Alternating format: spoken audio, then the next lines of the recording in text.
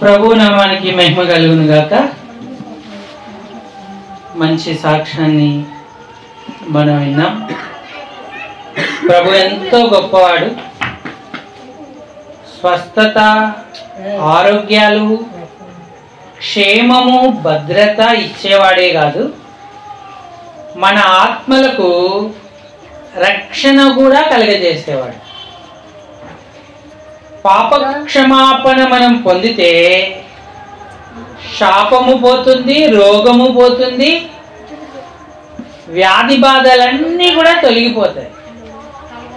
ఏదో అడపాదడపా చిన్న కొన్ని వచ్చినా నిన్ను స్వస్థపరచు యెహోవాను నేనే అన్నాడు. తండ్రి చేతిలో ఉండడం మనకి ఎంత ఆశీర్వాదం. కాబట్టి ఈ సాక్ష్యాన్ని బట్టి మనం ప్రభువును స్తుతిస్తూ మహిమపరుద్దాం. మనం దేవుని యొక్క వాక్యాన్ని ఆలోచన చేద్దాం. మత్తయి శుభవార్త 2వ అధ్యాయం. పిల్లలు కూర్చోవాలి, తిరగకూడదు, అటు ఇటు గమ్మునే కూర్చోవాలి. మత్తయి శుభవార్త 2వ అధ్యాయం 1 నుండి 12 వచనాలు. నేను ఒక వచనం చదువుతాను, మీరు ఒక వచనం, అలా మార్చి మార్చి మనం చదువుకుందాం. రాజైన హేరోదు దినములందు యూదయ దేశపు బేత్లెహేములో యేసు పుట్టిన పిమ్మట, ఇదిగో తూర్పు దేశపు జ్ఞానులు యెరూషలేమునకు వచ్చి, యూదుల రాజుగా పుట్టినవాడు ఎక్కడనున్నాడు? తూర్పు దిక్కున మేము ఆయన నక్షత్రమును చూసి హేరోదు రాజు ఈ సంగతి వినినప్పుడు అతడును అతనితో కూడా యెరూషలేము వారందరూ కలవరపడి, కాబట్టి రాజు ప్రధాన యాజకులను, ప్రజల్లో నుండి శాస్త్రులను అందరినీ సమకూర్చి క్రీస్తు ఎక్కడ పుట్టునని వారిని అడిగాను. అందుకు వారు, యూదయ బేత్లెహేములోనే, ఎలయనగా యూదయ దేశపు బేత్లెహేమా, నీవు యూదా ప్రధానులలో ఎంత మాత్రమును అల్పమైన దానవు కావు. ఇశ్రాయేలును నా ప్రజలను పరిపాలించు అధిపతి నీలో నుండి వచ్చును అని ప్రవక్త ద్వారా వ్రాయబడి ఉన్నదనిది. అంతటా హేరోదు ఆ జ్ఞానులను రహస్యముగా పిలిపించి ఆ నక్షత్రము కనబడిన కాలము వారి చేత పరిష్కారముగా తెలుసుకొని, మీరు వెళ్ళి ఆ శిశువు విషయమై జాగ్రత్తగా విచారించి తెలుసుకొనగానే నేనును వచ్చి ఆయనను పూజించున్నట్లు నాకు వర్తమానము తెండని వారిని బేత్లెహేమునకు పంపెను. రాజు మాట విని బయలుదేరిపోతుండగా, ఇదిగో తూర్పు దేశమున వారు చూచిన నక్షత్రము ఆ శిశువు ఉండిన చోటికి మీదుగా వచ్చి నిలుచు వరకు వారికి ముందుగా నడిచెను. వారు ఆ నక్షత్రమును చూచి అత్యానంద భరితులై ఇంటిలోనికి వచ్చి తల్లి అయిన మరియను ఆ శిశువును చూచి సాగిలాపడి ఆయనను పూజించి తమ పెట్టెలు విప్పి బంగారమును, సాంబ్రాణిని, బోలమును కానుకలుగా ఆయనకు సమర్పించిరి. తరువాత హేరోదునొద్దకు వెళ్ళవద్దని స్వప్నమందు దేవుని చేత బోధింపబడిన వారై వారు మరి యొక్క మార్గమున తమ దేశమునకు తిరిగి వెళ్ళిరి. చాలండి. చదువుకున్న ఈ లేఖన భాగం చేరిరాగలిగిన మన హృదయాలకు ఈ రాత్రి కృతజ్ఞతా కుటం నిమిత్తమై హెచ్చరికగా, పురికొల్పుగా, ఆశీర్వాదకరంగా, దీవెనకరంగా ప్రేమగల దేవుడు చేయునుగాక. ఆమేన్. ప్రభు ప్రజలారా, ప్రభునందున్నటువంటి ప్రియమైన వాళ్ళారా, మనం దేవుని యొక్క వాక్యాన్ని కొంత ధ్యానపూర్వకంగా ఆలోచన చేద్దాం. నేడు సర్వ ప్రపంచం భారతదేశం ఇంకా ఇతర దేశాలు అలాగే మన తెలుగు రాష్ట్రాలు కూడా క్రీస్తు యేసు యొక్క జన్మదిన వేడుకలలో నిమగ్నమై ఉంది. ప్రభుత్వాలే కావచ్చు, ప్రజలే కావచ్చు, పాలకులే కావచ్చు, ఎచ్చోటికి వెళ్ళినా కూడా ఇంటింట క్రిస్మస్ అని, సెమీ క్రిస్మస్ అని, ఏదో రకంగా క్రిస్మస్ కాంటంట అని క్రీస్తును జ్ఞాపకం చేసుకొనుచు వారు ఆయన యొక్క జన్మమును పురస్కరించుకొని ఆనందిస్తున్నారు.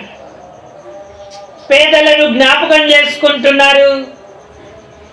సాంఘికంగా ఆచారాలలో కూడా మరి ఇంటి పైన నక్షత్రాన్ని, ఇంటి ముందు పశువుల పాకను, అలాగే ఈ నెలలో పండుగ వాతావరణం తలపోసుకుంటూ గదులన్నీ శుభ్రం చేసుకొని చక్కగా ఇంటిని అలంకరించుకుంటూ విద్యుత్ దీపాల చేత ఇది క్రీస్తు జన్మదినమని ప్రపంచానికి చాటుతున్నారు. ప్రజలందరూ కూడా ఆనందోత్సాహాలో ఉన్నారు.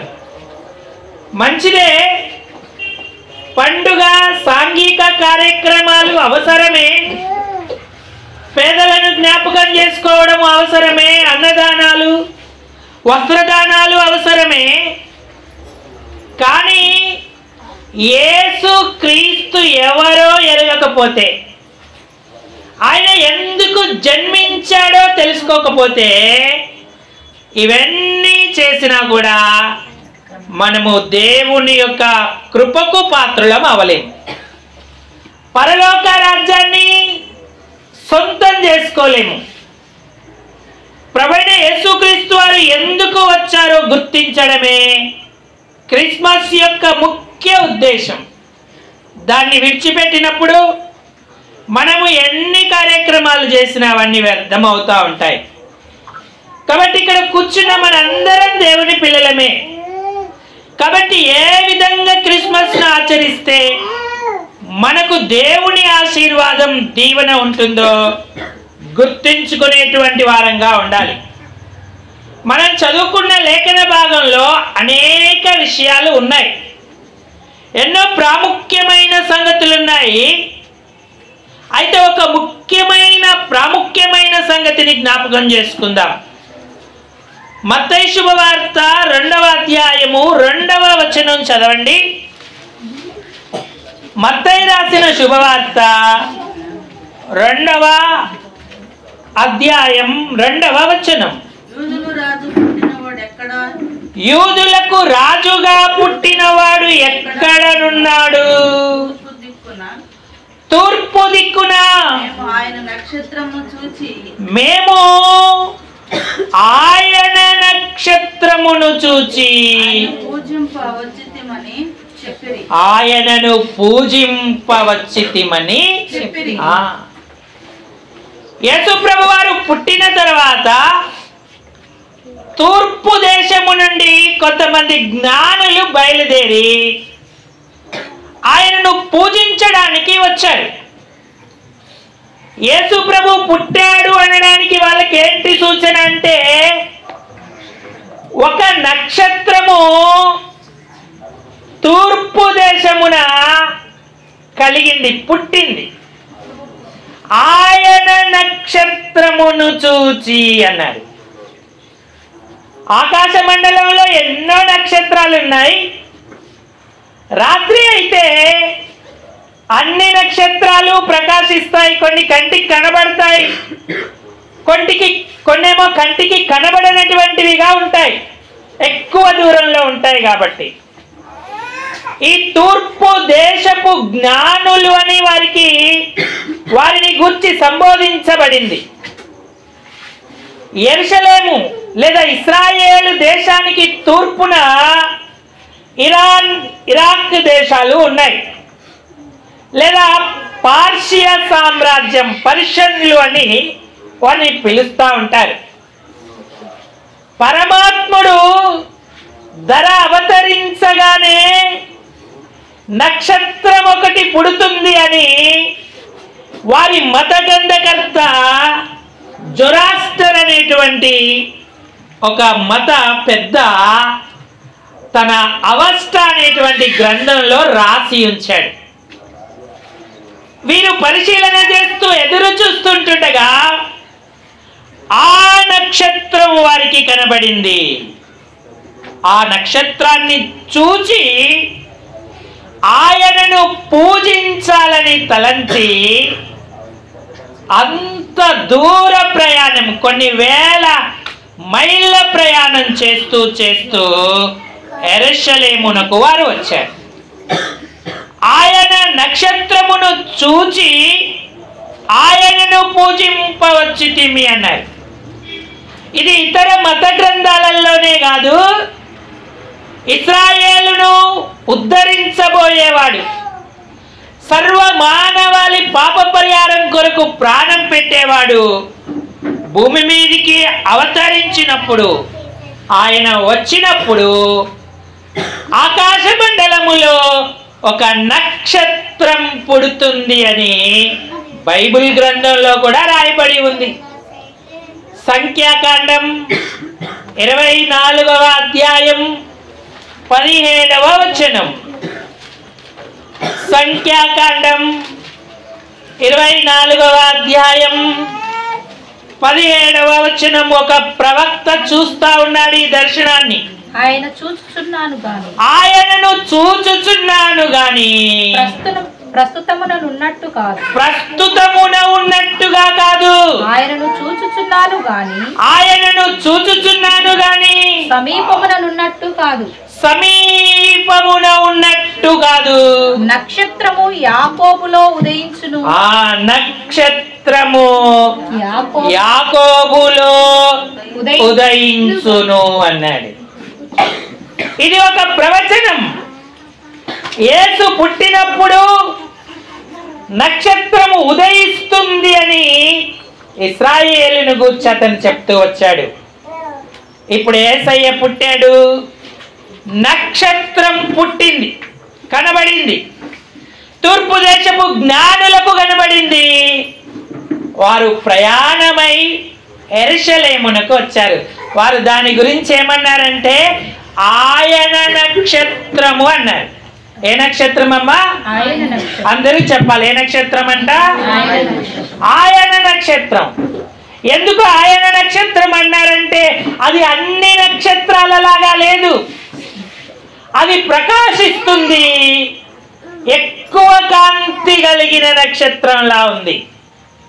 ఈనాడు మనం ఈ సీజన్లో ఊర్లలో అయితే మరి ఎంట్రన్స్ లోనే పెద్ద పెద్ద నక్షత్రాలు పెడతా ఉన్నారు. ఇంటికి ఒక స్టార్ పెడతా ఉన్నారు, చర్చీల మీద కూడా పెడతా ఉన్నారు. కొందరికేమో బాగా మా చర్చికి అయితే స్టార్ లేదు అని. మంచిదే, ఆయన నక్షత్రం అంటే ఆ నక్షత్రం కాదు, మనం పెట్టే నక్షత్రం కాదు, మనమే ఆయన నక్షత్రాలం. మనం కాంతి కలిగి మనం ప్రకాశిస్తూ ఉంటే మనలను చూచి లోకములో ఉన్న జ్ఞానులు కూడా ఆయనను పూజించడానికి వస్తారు. లోకస్తులు ఆయనకు కానుకలను సమర్పించుకునేవారుగా ఉంటారు. నువ్వు రక్షించబడితే నీవే ఆయన నక్షత్రం. ఏ నక్షత్రం? నీతో సాటి రాదు. ఆయన నక్షత్రానికి భూలోకంలో ఎన్ని నక్షత్రాలున్నా సాటి రావు.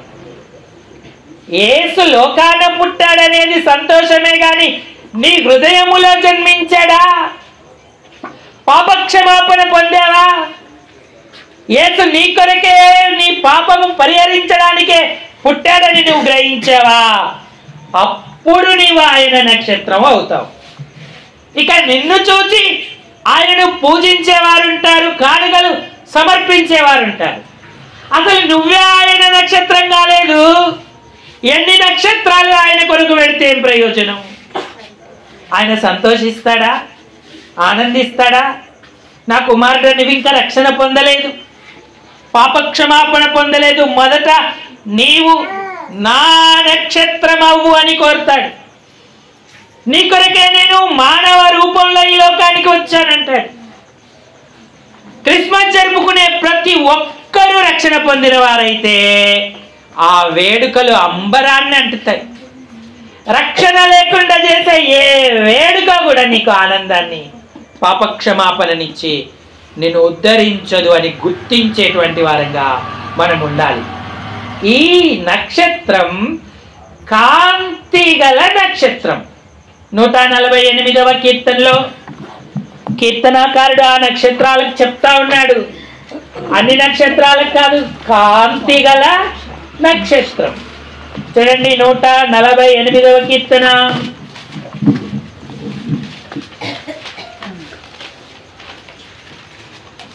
3వ వచనం చదవండి. సూర్య చంద్రులారా ఆయనను స్తుతించుడి, ఆయనను స్తుతించుడి. కాంతిగల నక్షత్రములారా, కాంతిగల నక్షత్రములారా, నక్షత్రములారా, రక్షణ పొందిన వారలారా, మీరందరూ ఆయనను స్తుతించు, మీరందరూ ఆయనను. నిజంగా జ్ఞానులు ఆ నక్షత్రాన్ని చూసి వారు కూడా ఒక నక్షత్రాల్లాగా అయిపోయారు. ఈనాడు యేసును సొంత రక్షకుడిగా అంగీకరించకపోతే ఈ క్రీస్తు జన్మదిన వేడుకలు ఎంత వైభవంగా చేసినా మనకేం దీవెన ఉండదు. ఎందుకంటే 70-80 సంవత్సరాలే మన జీవితం. ఎప్పుడేం సంభవిస్తుందో తెలియదు. ఈ లోకాన్ని విడిచిపెడతావు, ఆరని అగ్నిలో యుగయుగాలు కాలుతావు. భయంకరమైన వేదన అక్కడ. అయ్యా నేను నీకు పశువుల పాకేశానయ్యా, నక్షత్రాలు పెట్టానయ్యా, నీ వేడుకలు ఊరూరా చేశానయ్యా అంటే ప్రయోజనం ఏమీ లేదు. అసలు నన్నే నీవు హృదయంలో స్వీకరించలేదు, అంగీకరించలేదు, పాపక్షమాపణే పొందలేదు అని ప్రభు చెప్తాడు. కాబట్టి ప్రియులారా, ఈ సంవత్సరం కూడా మన రక్షణ లేకుండా దాటివేయకూడదు. మన రక్షణ పొందాలి, యేసుని సొంత రక్షకుడిగా అంగీకరించి ధన్యులం అవ్వాలి. ఆయన నక్షత్రంగా మనం ఉండాలి. ఆయన నక్షత్రం ఏం చేస్తుందంటే ప్రకాశిస్తుంది, మిక్కిలి కాంతిమయంగా ఉంటుంది. కొన్ని నక్షత్రాలు, కొందరు దేవుని బిడ్డలు క్రిస్మస్కు మాత్రమే కనబడతారు, 31st నైట్కు కనబడతారు, 1కు కనబడతారు, సంవత్సరం అంతా కనబడరు. మరి ఇది ఏ నక్షత్రం? నువ్వు ఆయన రక్షణ తీర్మానంలో ఉన్నావు, దేవునికి స్తోత్రం, కానీ ప్రకాశిస్తున్నావా? కాంతి నీకుందా? ఇప్పుడు మన ఇళ్ళ మీద ఊర్లలో స్టార్లు పెడతాం, కరెంటు ఉన్నంత వరకే వెలుగుతుంది. కరెంటు పోతే ఏమైపోతుందమ్మా? కరెంటు పోతే ఆరిపోతుంది. అయితే మనం అలాంటి నక్షత్రాలమా?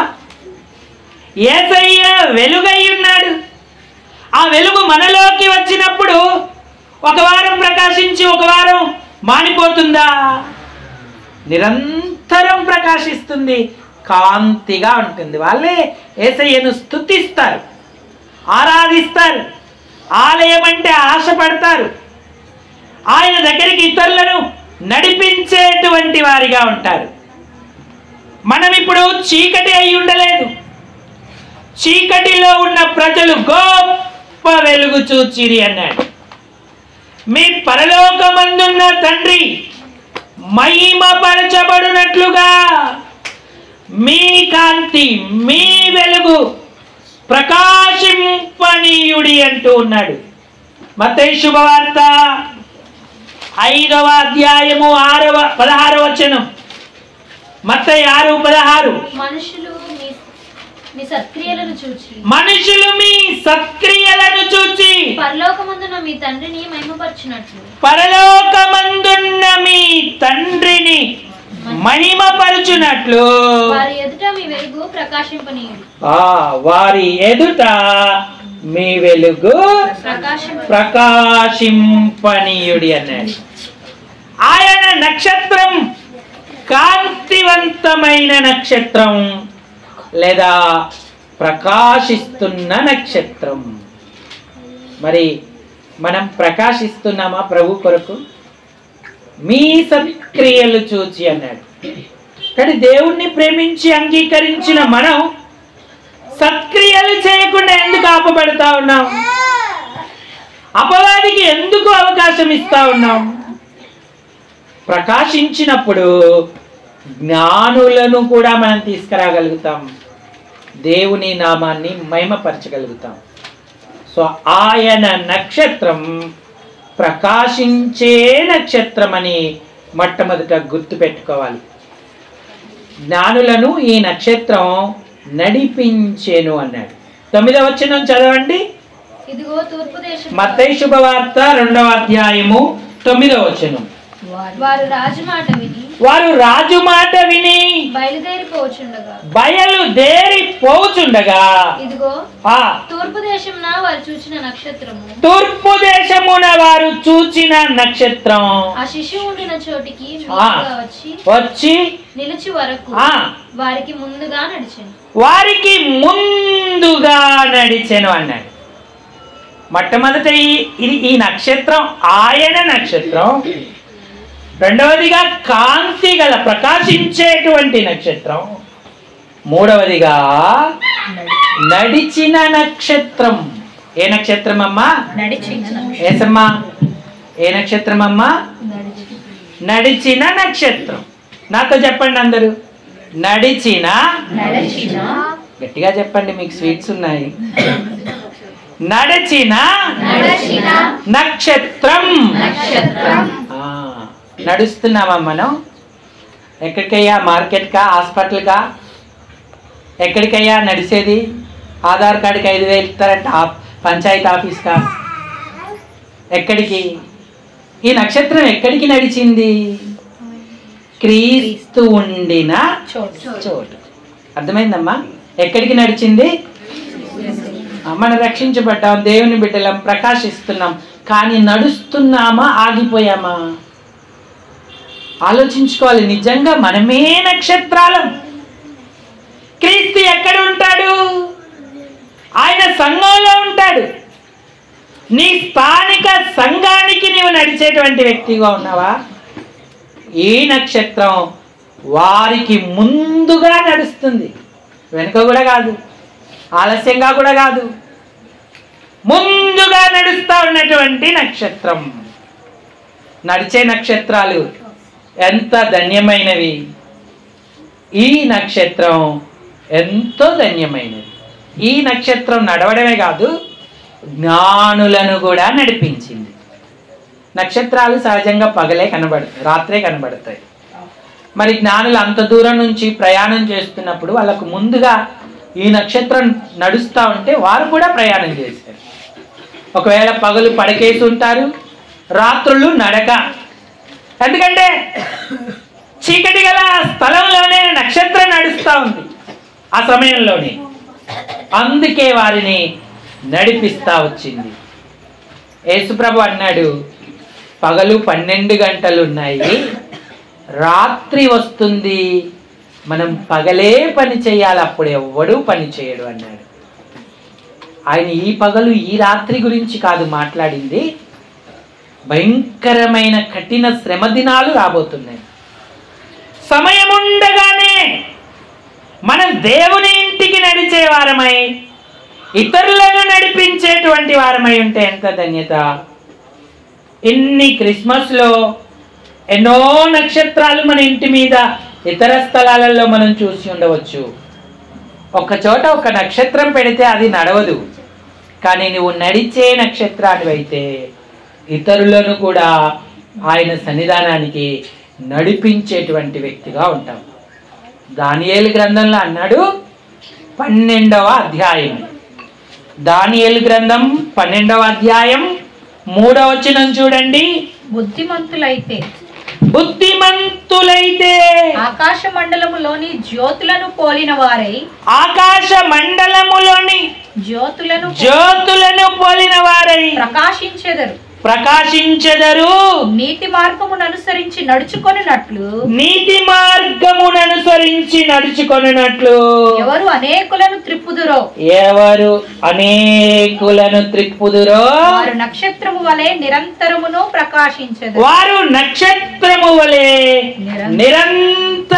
ప్రకాశించెదరు అన్నాడు. మనం ప్రకాశిస్తూ నడవడమే కాదు, ఇతరులను కూడా ఆయన సన్నిధికి నడిపినప్పుడు మనం ప్రకాశించే నక్షత్రాలుగా దేవుని ఎదుట నిలిచేటువంటి వారంగా ఉంటాం. ఈనాడు సంవత్సరం అంతా మనం నడిచామా, మన వెంట ఇతరులు నడుస్తారు. మనం ఆగిపోయామా, ఇతరులు ఆగిపోయేటువంటి వారిగా ఉంటారు. ఒక నిజమైన నక్షత్రం దేవుని ఇంటికి అడుగులు వేస్తూ ఉంటుంది, ఇతరులను కూడా సమకూర్చేదిగా ఉంటుంది.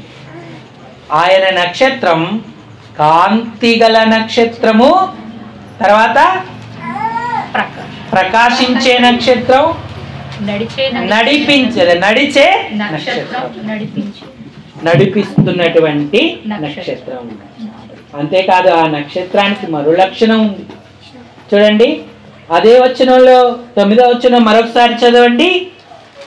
వారు రాజు మాట విని బయలుదేరిపోవచ్చుండగా ఇదిగో తూర్పు దేశమున వారు చూచిన నక్షత్రము, తూర్పు దేశమున వారు చూచిన నక్షత్రం ఆ శిశువు ఉండిన చోటికి మీదుగా వచ్చి, ఆ శిశువు ఉండిన చోటికి మీదుగా వచ్చి నిలిచేను అన్నాడు. నిలిచెను, నక్షత్రం సరి అయిన స్థలానికి వచ్చి నిలిచిపోయిందంతే.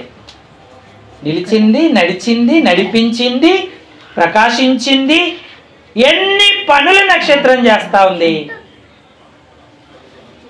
ప్రియులారా, మనం ఒక చోట నిలిచి ఉండేటువంటి వారంగా ఉండాలి. ఒక స్థానిక సంఘంలో ఆ స్థానికత్వాన్ని సంపాదించుకునే వారంగా ఉండాలి. ఈ నక్షత్రం జ్ఞానులను నడిపి క్రీస్తు ఆ శిశువు ఉండిన చోటుకి వచ్చి నిలిచిపోయిందంతే. మరి మనకు ఆ స్థిరత్వం ఉంటుందా? చాలా మందికి సంఘ ప్రత్యక్షత ఉండదు. నయోమి ఏమంది అంటే, ఋతు ఏమంది అంటే, మరణం తప్ప నిన్ను నన్ను మరేది ప్రత్యేక పరచదు అన్నాడు. నయోమి స్థానిక సంఘానికి సూచనగా ఉంది. ఋతు ఒక విశ్వాసికి సూచనగా ఉంది. హత్తుకుంది. బేత్లెహేము నుంచి, క్షమించండి, మోయాబు నుంచి బేత్లెహేము వచ్చు వరకు ప్రయాణం చేశారు.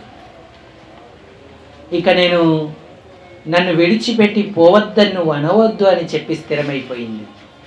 బేత్లెహేములోనే ఋతు నిలిచిపోయింది. యేసయ్య వంశావళిలో ఋతు యొక్క పేరు కూడా రాయబడింది.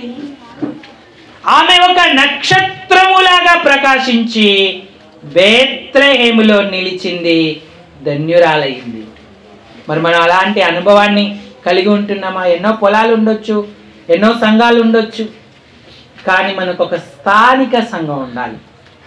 అక్కడికే మన యాత్రలు, మన నడవడిక మనం సాగించాలి. అప్పుడు మనకు ఆధన్యత లభిస్తుంది.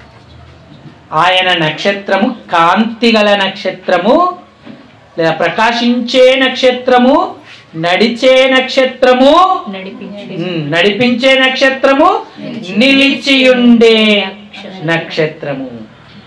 ఈ నక్షత్రాన్ని చూస్తే ఏం కలుగుతుందో చూడండి, అత్యానందం కలుగుతుందంట. 10వ వచనం చదవండి. వారు ఆ నక్షత్రమును చూచి అత్యానంద భరితులై. ఇతరులకు సంతోషాన్ని కలిగించే నక్షత్రాల్లాగా మనం ఉంటాం. మనల్ని చూసిన వారందరూ మిక్కిలి సంతోషిస్తారు. ఇతరులకు సంతోషము కలిగించే నక్షత్రం అయిపోయింది ఈ నక్షత్రం. ఇప్పుడు పెట్టుకునే ఎన్ని నక్షత్రాలను చూసినా మనకు ఆనందం ఉండదు. అయితే ఆయన నక్షత్రాన్ని చూస్తే మనకు సంతోషం కలుగుతుంది. మన కుటుంబంలో అత్యానందం, మన సంఘంలో అత్యానందం, మన ఇంటిలో, మన వ్యక్తిగత జీవితంలో అత్యానందం కలుగుతుంది. ఎక్కువ ఆనందాన్ని కలిగించేదే ఆయన నక్షత్రం. మరి అలాంటి అనుభవాన్ని మనం పొందుతున్నామా? మనల్ని రక్షణలోకి నడిపించిన వారిని చూస్తే ఎంత ఆనందం కలుగుతుంది మనకు.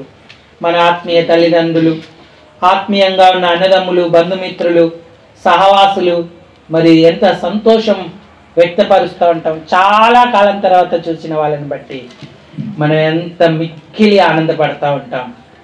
మరి మనకు దేవుడు అట్టి కృపను అనుగ్రహించేవాడిగా ఉంటాడు. కాబట్టి ప్రియులారా, మనం ఇతరులకు అత్యానందాన్ని కలిగించేటువంటి నక్షత్రాల్లాగా ఉండాలి. ఇంకొక చివరి మాట, వారందరూ కూడా దేవుని చేత నడిపింపబడ్డారు. జ్ఞానులు తప్పిపోయారు. వాళ్ళు ఏమనుకున్నారంటే రాజు పుడతాడంటే మరి ప్రస్తుతం హేరోదే కదా ఈ ప్రాంతానికి రాజు, హేరోదు ఇంట్లోనే జననమై ఉంటాడు అని చెప్పి నక్షత్రం నడిపిస్తున్నప్పటికీ కూడా ఇజ్రాయేలు దేశానికి వచ్చి పక్కతో పట్టారు. వాళ్ళ జ్ఞానాన్ని బట్టి నడుచుకోవడానికి ప్రయత్నించి హేరోదు దగ్గరికి అక్కడికి వెళ్ళి అడుగుతున్నారు, యూదులకు రాజుగా పుట్టినవాడు ఎక్కడ ఉన్నాడు? వాళ్ళు కంగు తిన్నారు. అదేంటి, నా ఇంట్లో నా భార్య ఏమి గర్భవతి కాదే, వీళ్ళని చూస్తే జ్ఞానుల్లాగా ఉన్నారు, యూదులకు రాజు పుట్టాడంటున్నారు అని హేరోదును యెరూషలేము వారందరూ కలవరపడిరి అన్నారు. ఎందుకు కలవరం? యూదులకు రాజుగా పుట్టాడు, యూదుల రాజు పుట్టాడు అంటే యెరూషలేము వారికి ఆనందం కలగాలి, కానీ కలవరం ఎందుకు వచ్చింది? సంతోషం రావాలి. హేరోదంటే ఆ ప్రాంతాన్ని పరిపాలిస్తున్నాడు కాబట్టి నాకు పోటీగా ఇంకో రాజు పుట్టాడని కలవరపడి ఉండొచ్చు. యెరూషలేములో ఉన్నవారు ఎందుకు కలవరపడ్డారంటే లేఖనాలను ఎరగలేదు, ఆయన కొరకు ఎదురు చూడలేదు. అప్పుడు మళ్ళా యూదులకు రాజు పుట్టాడని జ్ఞానులు వచ్చి చెప్తున్నారు, శాస్త్రులారా, పరిసయ్యులారా, మీ గ్రంథాలలో ఏమైనా రాయబడి ఉందా చూడండి అంటే అప్పుడు గ్రంథాలు తెప్పించి చూస్తే మీకా రాసిన ప్రవచనం వారికి కనబడింది. యూదయ దేశపు బెత్లెహేమా, నీవు యూదా ప్రధానులలో ఏ మాత్రము అల్పమైన దానవు కావు, ఇశ్రాయేలను నా ప్రజలను పరిపాలించు అధిపతి నీలో నుండి వచ్చును అన్న మాట కనబడింది. అయ్యా, యూదులకు రాజుగా పుట్టాడన్న మాట వాస్తవమే. అయితే అది బెత్లెహేములో పుట్టి ఉండవచ్చు, బెత్లెహేములో నుండి వచ్చును అని లేఖనం చెప్తుందని చెప్పి రాజుకు చెప్పారు. అప్పుడు రాజు ఏం చేశాడంటే జ్ఞానులను రహస్యంగా పిలిపించి, మీరు ఆ నక్షత్రము కనబడిన కాలం పరిష్కారంగా తెలుసుకొని మీరు వెళ్ళి ఆ శిశువును కనుగొని నాకును వర్తమానం పంపండి, నేను వచ్చి ఆయనను పూజిస్తానని చెప్పి వారిని బెత్లెహేముకు పంపాడు. అయితే రాజు కపటముతో పంపించాడు, యథార్థ హృదయంతో పంపించలేదు. తర్వాత వీరు వెళ్ళారు, ఆ నడిపించిన నక్షత్రం వారిని తీసుకొచ్చింది, ఆ శిశువుడి చోటికి తీసుకొచ్చింది, అక్కడ నిలిచిపోయింది. బంగారం, సాంబ్రాణి, బోలాన్ని కానుకలుగా వారికి సమర్పించారు. ప్రభువును వారు ఆరాధించారు, గణపరిచారు. అయితే దేవదూత జ్ఞానులకు బోధించాడు స్వప్నమందు, మీరు హేరోదు వద్దకు వెళ్ళొద్దు, వేరొక మార్గాన మీ దేశానికి మీరు తిరిగి వెళ్ళండి అని చెప్పారు. అప్పుడు వెళ్ళిపోయింది. చూడండి, క్రీస్తు దగ్గరికి వారిని నడిపించిన నక్షత్రం ఇప్పుడు ఏమైపోయింది అంటే అదృశ్యమైంది. ఏమైందమ్మా? మొదట నాతో చెప్పండి. ఆయన నక్షత్రం, కాంతిగల నక్షత్రం, నడిచిన నక్షత్రం, నడిపించిన నక్షత్రం, నిలిచిన నక్షత్రం, అదృశ్యమైన నక్షత్రం. అంటే అర్థమేంటి? ఎందుకు కనబడలేదు ఇక ఆ నక్షత్రం? ఆ నక్షత్రం ఏమనుకుందంటే, నా పని ఏంటి? నేను ప్రకాశించడం, నడవడం, నడిపించడం, నిలవడం, అంతేగాని నాకు పేరు, గొప్ప, లేదంటే ఇంకేదన్నా మహిమ కావాలని కోరుకునేటువంటిది కాదు. ఆ నక్షత్రం అదృశ్యమైపోయింది, మళ్ళీ ఎన్నడూ కనబడలేదు. వాస్తవానికి ఆ నక్షత్రం ఎంత ప్రౌడ్గా, గర్వంగా ఫీల్ అవ్వాలంటే యేసు కొరకు ఈ జ్ఞానులు వెతుకుతున్నారు. వారికి ఏ దశ గురి లేకుండా ఉంటుండగా నేనే వారిని నడిపించాను అని చెప్పుకోవాలి. మరి అక్క ఎలమర్తి మరి అక్క ఆలకిస్తున్నావుగా, ఏమని చెప్పుకోవాలి? ఆ నక్షత్రం నేనే నడిపించానని చెప్పుకోవాలి. కానీ చెప్పుకుందా? అసలు కనబడలేదు, అదృశ్యమైంది అంతే. అలాగే మనం కూడా దేవునికే మహిమ చెల్లించే నక్షత్రాల్లాగా ఉండాలి. ఎక్కడ మెప్పు, గొప్ప పేరు, మహిమ తెచ్చుకోకుండా జాగ్రత్త పడాలి. సమస్త మహిమ ఆయనకే ఇచ్చేవారంగా ఉండాలి. ఎందుకంటే నక్షత్రాల సంఖ్య ఆయన నియమించాడు, వాటికన్నీ పేరులు ఆయన పెడుతున్నారు. చరణ పాడుకుందామా? నక్షత్రముల సంఖ్యను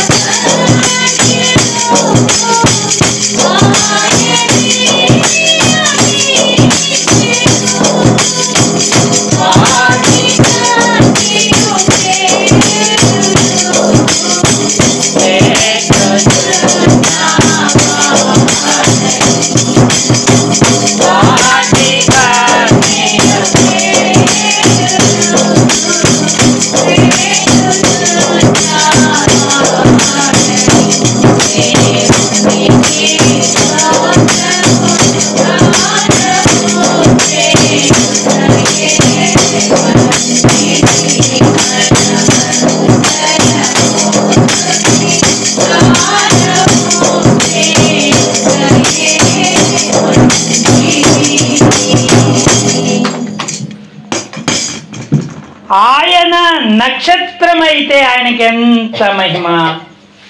ఈనాడు నువ్వు ఆయన నక్షత్రం వేనా? అలాగైతే ఈ క్రిస్మస్ నీకోసమే, ఈ సీజన్ అంతా నీకోసమే.